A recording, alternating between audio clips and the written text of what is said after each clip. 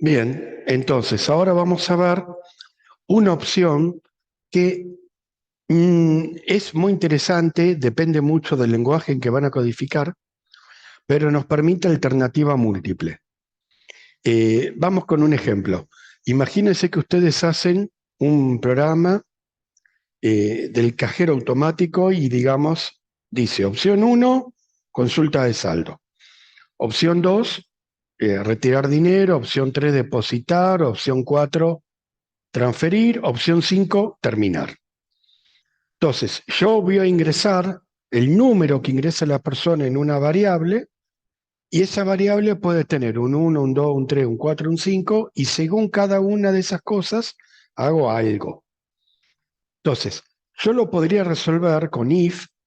Si la opción del menú es igual a 1, hago tal cosa.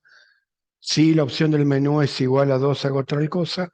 O directamente usando lo que se llama alternativa múltiple, que lo podemos llamar según sea o caso de case.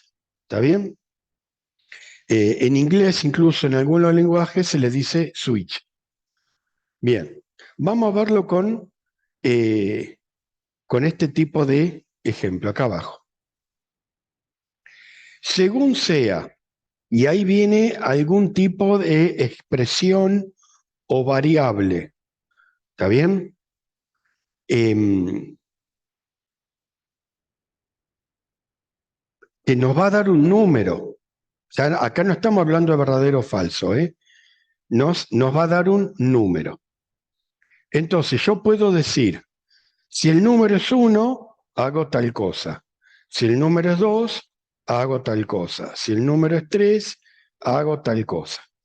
Y normalmente hay una opción que es, si no es ninguno de los anteriores, hago tal cosa. Y termino el segundo. ¿De acuerdo? Esto es como un modelo. El modelo 2 sería, hago una opción de esa expresión. ¿Está bien? Perdón. No, esto no me gusta porque me está faltando algo en el medio.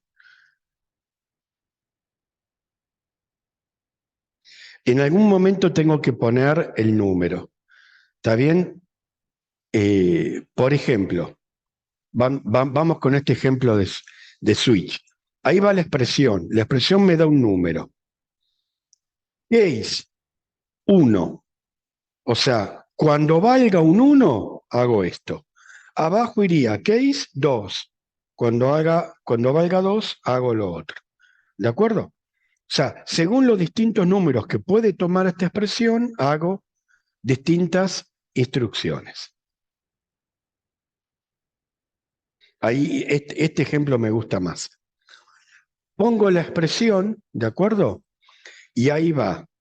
En caso de que sea tal valor, sentencia, sentencia, sentencia. ¿De acuerdo? Fíjense que es interesante que la última de las sentencias es o una ruptura o un ir a otro lado. Porque después de eso viene otro. Está bien en caso de que sea, imagínense que acá arriba sea en caso de que sea 1, en caso que sea 2, en caso que sea 3, y así sigue. Hay muchos lenguajes que si yo no pongo una instrucción de que me rompa la estructura, cuando vale 1, hace lo de acá arriba y después sigue haciendo lo del 2, haciendo lo del 3, haciendo lo del 4. Es muy raro que eso nos pase.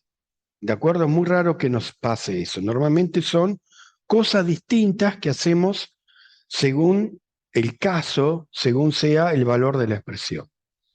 Entonces ahí va algún tipo de palabra clave, tendremos que después ponernos cuál es, que es como decir, bueno, listo, cuando terminó esto, tenés que irte al fin del según y seguir con lo que viene después. Por eso se habla de ruptura o se habla de irá. ¿Estamos? Bien, fíjense que este es el ejemplo que viene de la página anterior. La instrucción, la palabra clave es break. ¿Ven? En el case 1 hago lo que yo quiero, break. En el caso que el valor sea tal, sentencia, break. ¿De acuerdo? Bueno, y acá default es algo así como voy a tal valor y hago tal cosa. Fin de el case. Bueno, los diagramas de flujo, el símbolo del rombo que lo usamos para el condicional, acá en realidad le vamos a hacer varias salidas, n salidas, todas las que nos hagan falta. Acá no va una condición, esto está mal escrito, acá va una expresión, ¿de acuerdo? Porque la condición, acuérdense que son verdadero o falsas, se acaba una expresión. Entonces, esa expresión nos tiene que devolver un número, y según el número, 1, 2, 3, 4, lo que yo quiera, voy a hacer distintas acciones. ¿De acuerdo? Entonces no va a algo que me dé verdadero o falso, va a una expresión numérica que me dé un número como resultado. Bueno, en el diagrama NS tenemos esta otra forma. Acuérdense que siempre hay una opción de decir, si no hay ninguna de las anteriores, hago tal cual. Acá escribí la palabra otros, está bien, pongan el nombre que ustedes quieran, pero si no fue ni uno, ni dos, ni tres, ni cuatro, hago tal cosa. Bueno, y pseudocódigo lo podemos hacer en inglés o lo podemos hacer en castellano. Fíjense, case, expresión, y ahí va. Un valor, acción, todas las que yo quiera, ¿eh? Otro valor, las acciones que yo quiera. Otro valor, las acciones que yo quiera. Others o else, la acción que yo quiera. ¿Estamos? Y la terminación del case.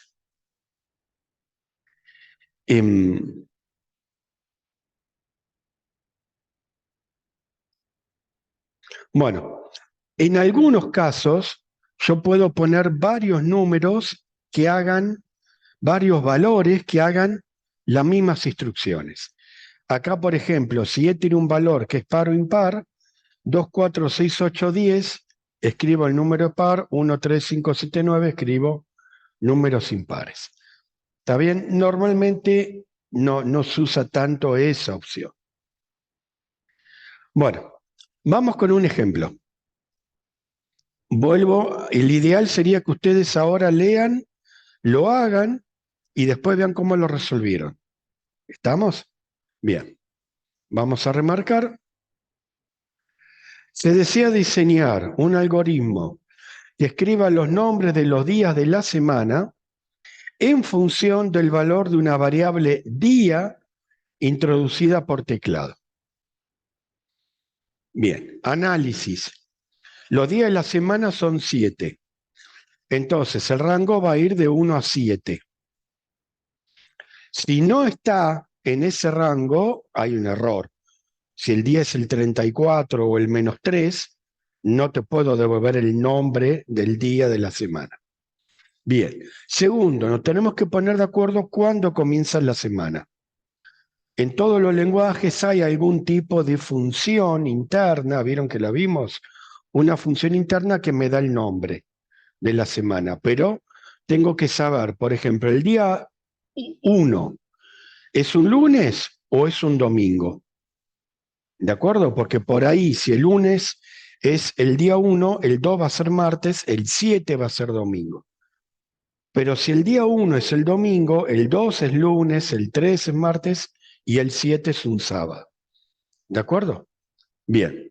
Vamos a suponer que el lunes es el día 1. A suponerlo.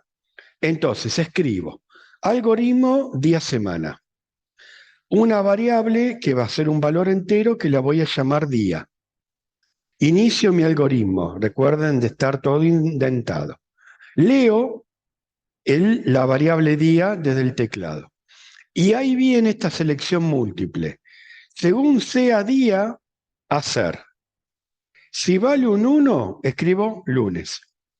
Si vale 2, escribo martes. Y así fíjense que hay hasta el 7 que escribo domingo. Si no, El si no quiere decir que no fue ninguna de estas 7, error, porque me estás mandando un número que no cumple con la consigna que sea un día de la semana entre 1 y 7. ¿De acuerdo? Bien, este es un ejemplo sumamente sencillo y sumamente concreto de cuándo utilizaría el según. ¿Estamos? ¿Se puede hacer de otra forma? Por supuesto. Yo podría no usar esta instrucción y usar el sí.